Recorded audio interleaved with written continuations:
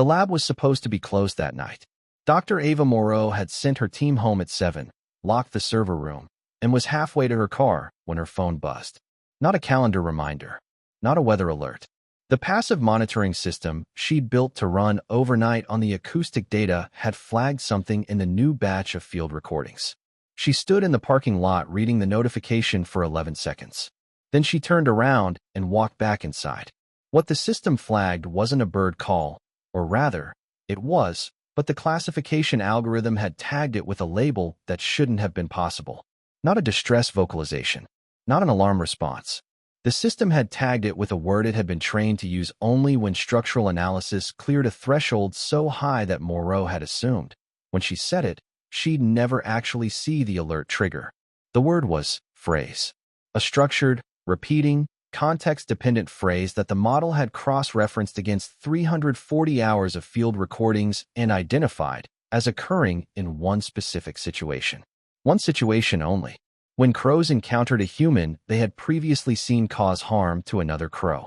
Moreau sat at her desk, pulled up the audio, and listened to it 4 times without moving. Then she called her co-investigator, Dr. James Okafor at Cornell, at 11:30 at night. He picked up on the second ring. She said, "The model found something. You need to hear this." That call, and what the data underneath it showed, is what this story is about. If this kept you hooked, subscribe and drop a comment. What do you think Buzz really saw? Crow research has spent most of its history being taken less seriously than it deserves. They're birds. Clever birds. Anyone who has watched a crow drop a walnut onto a crosswalk, wait for a car to crack it open, then swoop down on the green light knows they are operating at a level that produces a specific unease in the observer. But the academic establishment spent most of the 20th century treating animal communication as a field ripe for anthropomorphization. You could study crow behavior. You could document it carefully and publish it responsibly. You just couldn't call what crows did language. That word belonged somewhere else. The shift came slowly, then all at once, the way shifts usually do. In the 1990s, researchers at the University of Washington began a long-term study on crow facial recognition. What they found was not subtle. Crows identified individual human faces. They remembered them across years, across seasons, across changes in clothing and hairstyle. A researcher who had trapped and banded a crow while wearing a specific mask would be alarm called by that crow years later. Crows that had never been near that researcher, had never been trapped, had never seen the mask before, would alarm call at it too, having learned the warning from flock members who had direct experience. This was information transmission, one crow to another, about a specific individual, about a specific threat, in a form that persisted and spread through a social group long after the original encounter. That research took 15 years to move from interesting behavioral finding to evidence of something that requires a new explanatory framework. Science moves at the speed of institutional resistance, which is rarely fast. By 2018, something had changed in what the tools could do. Computational linguists had started collaborating with ornithologists in ways that hadn't existed before. Machine learning systems powerful enough to analyze the internal structure of bird calls, not just categorize them by broad function, but look at sequential patterning, syllabic variation, contextual dependency, could now approach crow vocalizations the way a linguist approaches an unfamiliar human language, without preloading assumptions about grammar, without preloading assumptions that there wasn't any. Moreau had been part of that early collaboration. For years of building what her team called a vocalization mapping system, a neural network trained not to slot crow calls into existing functional categories, but to find structure within them, to identify whether certain sequences predicted other sequences, whether the same sounds produced different effects in different contexts, whether crows produced sounds that behaved like words, stable, reusable units of meaning that retained their reference across different situations. After 4 years, the tentative answer was yes. The more specific answer is what put the lab's contact information into the hands of people who don't normally call ornithology departments. The dataset Moreau's team had built by late 2023 was substantial. 340 hours of high-resolution field recordings from 14 sites across North America, supplemented by archival audio from research groups in Japan, Sweden, and New Zealand. Every recording carried behavioral metadata, what the crows were doing during the vocalization, who was present, what happened in the minutes immediately following. The system had processed roughly 2 million individual call segments. Over 18 months of training, the model identified what Moreau's team called, carefully and with significant internal debate over the word choice, communicative units. Discrete vocalizations or brief sequences that appeared consistently across geographically separated populations, in consistent contexts, producing consistent and predictable behavioral responses in other crows. Not instinctive alarm calls. Not food-related contact calls easily explained by immediate environmental triggers. Units. Things that appeared to mean something specific, and to mean the same specific thing across populations that had no contact with each other.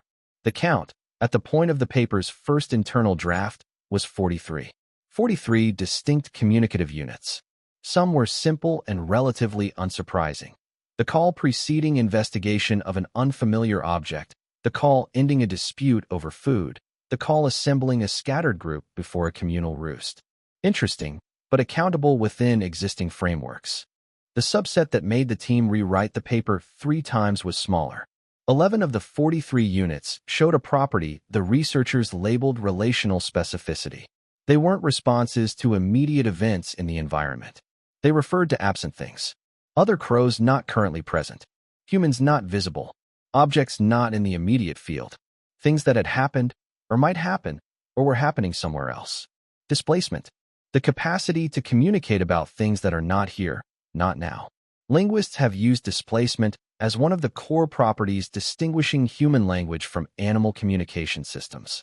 Bees encode direction and distance of food sources in the waggle dance, a limited form of it. Certain primate vocalizations gesture toward it, but in a corvid, vocal, apparently open-ended, apparently combinatorial, 11 units with displacement. One of them was the phrase that appeared in the overnight data. The recording had been captured at a field site in western Washington state. Standard passive monitoring setup. Microphones in Douglas fir at the edge of a suburban park, running from dusk to dawn. The crows using the site were a known group. 23 individuals, identified, tagged, tracked across 2 years of fieldwork. Moreau's team knew their voices. At 11:14 p.m., one tagged crow produced a 4-unit sequence. Brief. The 4th unit had appeared before in contexts involving humans. The first 3 had been seen in the data separately, but never in this particular combination.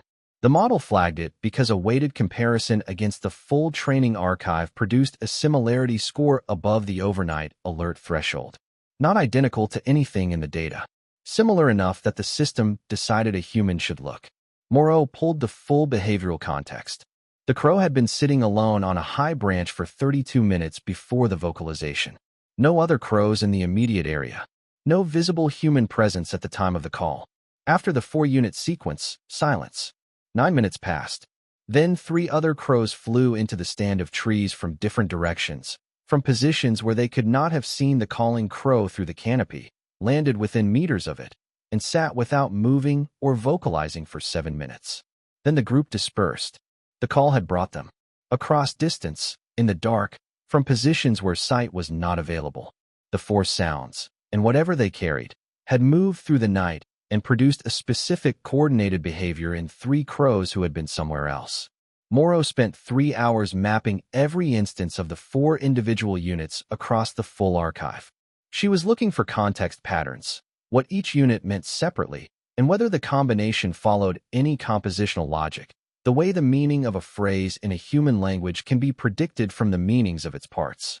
By 4 in the morning, she had a working translation. Approximate. Every translation is approximate when you're crossing this particular gap, but the structure was there. The sequence meant something close to, the kind that watches, then causes harm, has been here. Remember it. The 3rd unit, the one that had never appeared in that position in the data before, the one that made the combination new, was a reference to a class of human, specifically humans who had previously harmed other crows. Crows had a phrase for people like that. They used it at night, alone, to other crows who weren't there yet. And the crows came. To understand the weight of this, you need to sit with what the existing research had and hadn't established. That crows alarm at humans who have previously harmed them. Established 15 years of solid data. That they communicate threat information to flock members who were present. Established. that they show elevated alarm responses to a threat individual even when the originally harmed crow isn't present, suggested by behavioral observation, mechanism unclear. The overnight recording suggested the mechanism was explicit symbolic reference. The calling crow was not alarming. It was not responding to an immediate threat. It was transmitting information about a category of human into the dark to crows who were not present, about events those crows had not directly witnessed. The communication was not triggered by fear in the moment. It was produced in apparent calm after 32 minutes of stillness about something that wasn't there. What Moreau wrote in her field notes that morning, before she revised it into careful academic language for the paper, was, "This may be a name.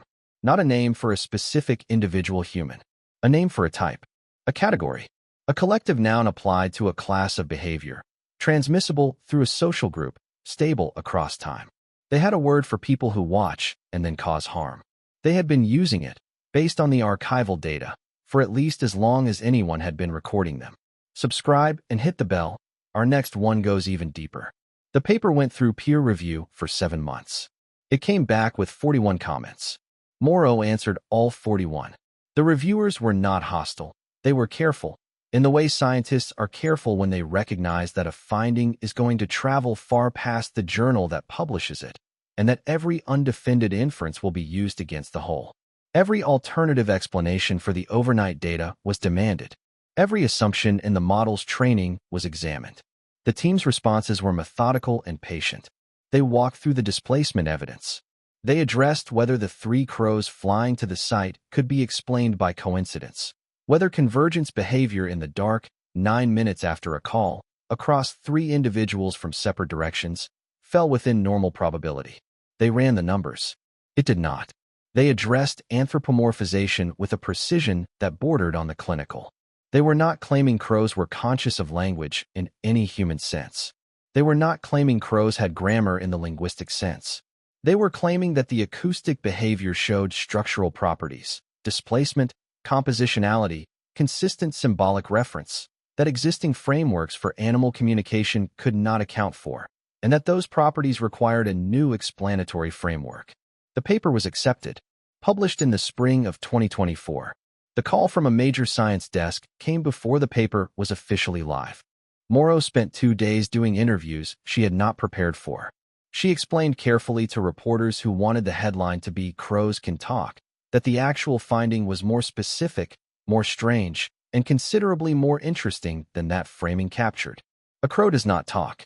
A crow produces structured vocalizations with properties that we previously believed only human language possessed. The difference matters. It also didn't stop the headline from running in 17 languages. The research community's response was a collision of exactly the kind you'd expect. A comparative psychology group at Cambridge, 15 years deep in great ape communication research, published a formal response within 6 weeks. Their critique was substantive. Displacement had been demonstrated in non-human species before, and claiming a referent as specific as humans have previously harmed crows required independent replication on populations the original team hadn't sampled, using model architectures the original team hadn't built. The Cambridge group was not dismissive. They were demanding proof that would hold under adversarial scrutiny. They were right to demand it. Moreau's team agreed to every condition. They had already begun. While that exchange was moving through the journals, something arrived from a different direction. A research group in Japan, working on jungle crows, Corvus macrorhynchos, a closely related species, reached out with a finding from their own data set. They had been running independent acoustic analysis for 3 years. They had a unit in their recordings that shared phonological features with the phrase in the overnight recording. Same broad acoustic structure. Same contextual profile. Produced in similar circumstances. Occurring in a population that had no contact with the North American crows in Moreau's data, separated by thousands of miles of open ocean, belonging to a distinct species with its own evolutionary history.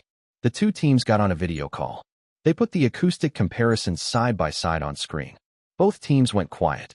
If the same or structurally similar communicative unit existed independently in 2 corvid species, in isolated populations, that wasn't cultural transmission. That wasn't one crow teaching another, which was remarkable enough. That was something older. Either the unit had been present in a common ancestor and persisted across speciation, or it had developed independently in two lineages that had both, across their respective evolutionary histories, accumulated enough experience of a specific kind of human behavior to build a stable communicative reference for it. Either way, the phrase had been in use long before any human being thought to listen for it. The replication data came back 8 months after the original publication. 3 independent field sites, 2 different model architectures built by researchers who had not been part of the original team. New recordings from crow populations the original study had never sampled. Run blind. The analysis teams didn't know what they were looking for until after they'd run the models. The phrase appeared in all 3 data sets. Not identically. Vocalizations vary across populations the way dialects vary across human communities. Same underlying structure, local inflection. But structurally consistent, contextually consistent, producing consistent behavioral responses in the crows that received it. At this point, the Cambridge group's public position shifted. They didn't call it confirmed. Scientists almost never call anything confirmed, and for good reasons. What they said was that the accumulating evidence was consistent with the original claims, that the independent replication substantially strengthened the case, and that the field needed to update its frameworks to account for what the data was showing. That, from comparative psychology at Cambridge, is the scientific equivalent of a standing ovation. There is a specific kind of disorientation that comes from discovering that an assumption was load-bearing. The assumption here was simple and so deeply embedded that almost nobody had noticed it operating, that the relationship between crows and humans had always been observed from one direction, that we were the subjects doing the observing, that crows responded to us, learned about us in limited functional ways, built behavioral adaptations around us, but did not, in any structured sense, represent us, did not have a category for us, did not have a name. The overnight recording from Western Washington didn't shatter that assumption completely. The full picture is more complicated and more interesting than any single dramatic reversal, but it made the assumption visible in a way it hadn't been before. A cognitive scientist at Stanford named Dr. Patricia Engel published a commentary 3 months after Moreau's replication results came in. It received less press attention than the original paper. It may have been more consequential. She wrote, in her characteristically plain style, the discovery that corvids possess a stable communicative unit referring to a class of human behavior implies that human behavior has been a consistent enough feature of their environment, across enough generations, to become encoded in the structure of their communication system. We are not incidental to their world. We are categorized within it. The question worth asking is what else, in that system of 43 units and counting, refers to us. Engel did not dramatize this. She stated it and moved on to methodological implications. The paragraph sat with people in a way that careful scientific prose rarely does. Crows have lived alongside human settlements for thousands of years. They are not wilderness animals who occasionally cross into human-occupied territory. They are commensal species, organisms whose evolutionary trajectory has been interwoven with human civilization for so long that separation is, at this point, a theoretical concept. They eat from our waste. They follow our agricultural patterns. They roost in cities because cities, with their heat and their ledges and their reliable food, suit them. They have been watching human behavior, at close range, across an enormous stretch of time. Long enough, apparently, to build something stable out of the watching. The phrase the model found didn't appear in one crow's behavior on one unusual night. It appeared in 14 field sites across 2 continents, in 2 distinct species, in populations with no contact with each other. It appeared in archival recordings that predated Moreau's research by years. Once the team knew what structure to look for, they found it in data that had been sitting, unlabeled, in hard drives at 3 different universities. It had been there the whole time. The tools to read it just hadn't existed yet. What the researchers in this field keep returning to, in papers, at conferences, in the long email threads that accumulate around a finding that hasn't finished expanding, is not whether the phrase is real. That argument is largely settled. The question is what it tells us about duration. How long have crows been using this? The shared presence of the unit across 2 corvid species suggests it predates the divergence of those species or developed independently in parallel. both options implying a timescale that dwarfs written human history. The behavioral context, harm caused by humans, transmitted to crows not present, maps onto something so basic to crow-human interaction that it's impossible to pin a starting point. Crows and humans have been in conflict, at the edges of each other's resource use, for as long as crows have lived near human settlements. Which means, at minimum, crows have had a name for the harmful kind of human for a very long time. They've been passing it down, crow to crow, in the dark and across distance, through generations that have never met a researcher, never been formally observed, never been part of any study. They knew something about us before we started paying attention to them. Moreau has a new data set running. The monitoring system is passive, covering 18 field sites now, processing overnight audio in batches. She checks the alert queue in the morning. The model has flagged 9 new sequences in the past 4 months that don't match any of the 43 cataloged units. 9 things that might be new. 9 things that might mean something that nothing in the existing framework accounts for. She doesn't know yet what any of them refer to. She knows that 43 units, 43 things a crow can mean, is almost certainly not the ceiling. It was just the number the tools were good enough to find when they started looking. Every improvement in the model's resolution adds candidates to the queue. Every new field site adds populations that have been doing this in their own local dialect, waiting to be compared against the growing archive. The translation work is slow. Context gathering takes years. A single unit requires hundreds of verified instances across multiple populations before the team will publish a referent with any confidence. The 43 are the ones they're confident about. The real number of structured communicative units in crow vocalization is, at this point, unknown. What is known is that one of those units, documented, replicated, published, verified across 2 species and 3 continents, refers to a class of human who watches and then causes harm. That crows produce it in conditions of calm, at night, alone, directed at other crows not yet present. That those crows come. That the phrase moves through a social group and persists across time. Pass crow to crow through a lineage that doesn't read journals or attend conferences or build tools to listen. They built something else. They built a word for people like that, and they've been using it longer than anyone knew to ask. The monitoring system runs overnight. The alerts come in the morning. And somewhere in 18 stands of Douglas fir and suburban oak at the edges of cities across North America, crows are sitting in the dark, producing sounds that mean things we are only now learning to hear. Whatever the other 42 units say about us, the tools to read them are getting sharper. That should probably keep us paying attention. Check out the videos on screen now and subscribe so you never miss the next one.